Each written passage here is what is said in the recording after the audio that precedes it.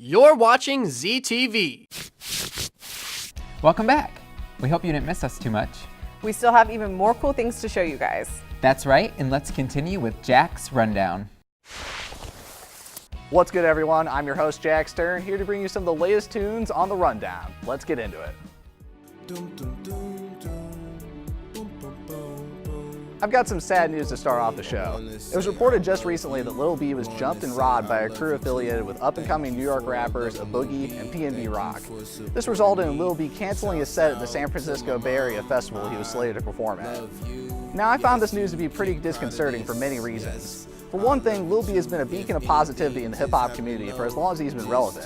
As strange as Lil B might be, he's still managed to garner an unrelenting fan base thanks to endless interaction with his fans across social media.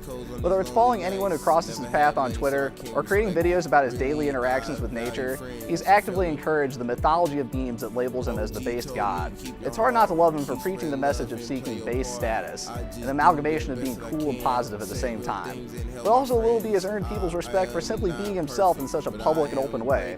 Not only is Lil B a trailblazer in terms of internet-age hip-hop, but he also has single-handedly paved the way for a new age of strange SoundCloud rappers who share Lil B's warped sense of hip-hop conventions and tradition. The concept of rapping with no regard for staying in time and following a technical rhyme scheme would have been blasphemy before Lil B. Releasing a mixtape that's over 5 hours long would have not even been conceivable for any artist before Lil B. And creating a weird dance or rapping about wonton soup would have just been plain whack before Lil B. All of these things have paved the way for many rappers thanks to the way that Lil B has just earnestly shaped this whole landscape of hip-hop today. And thankfully, this down-to-earth attitude has allowed Lil B to garner an apology from A Boogie and even further public support from other rappers at the festival. Lil B is no doubt a treasure among the hip-hop community, and I hope they continue to support him even after his influence has faded from our rearview mirrors. It's okay, we'll be alright.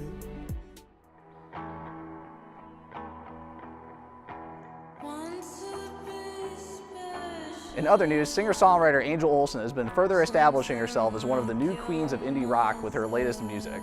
Olsen has managed to successfully trade the more dreary atmosphere of albums like Burn Your Fire for No Witness in exchange for the roaring and punchy soul of her last album, My Woman.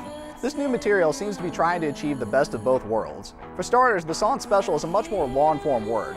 The runtime clocks in at 7.5 minutes, and Angel Olsen lets the song build into its melody and hook for a decent amount of time. For a vocalist as talented and as soulful as Angel Olsen, this kind of ambition in terms of song structure is a really cool way for her to expand her sound. The only complaint I can really level at this music is it's really rooted in a lot of the things that kind of held her earlier music back.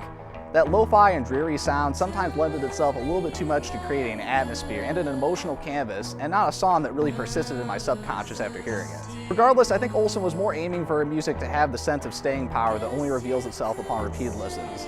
Look for more work from Angel Olsen soon as she gears up for the release of her next album, Phases, on November 10th.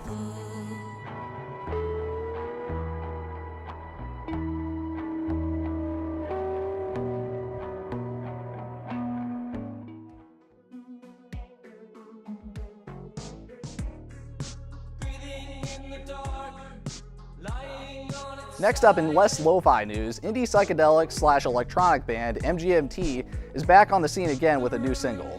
Now, MGMT is one of those bands that seems to get a lot of underground attention, but is still polarizing nonetheless. They've got a segment of diehard fans that seem to swear by the band, but the general indie community has largely been split on whether or not this band is worthy of the praise they sometimes garner. Some of their early music was definitely more rooted in synth-pop, almost to the fault of being perceived as too simplistic. Nevertheless, the band has managed to stay relevant for a solid decade now, thanks to their ability to churn out varied mashes of psychedelic and electronic-infused rock music, while still remaining catchy and easily digestible. Their latest single, Little Dark Age, is actually one of their better offerings, I think. It sounds much less anthemic and more droning, with a driving set of synths that allows the song to accelerate as necessary. The song is a great example of how synth-pop music can still remain catchy while still managing to exhibit a decent variety of textures and instrumental quirks throughout the song. The Indie Hall of Fame status of MGMT might still be debated, but if the band can build on the momentum of this single, then I think they might have a lot to add in their defense.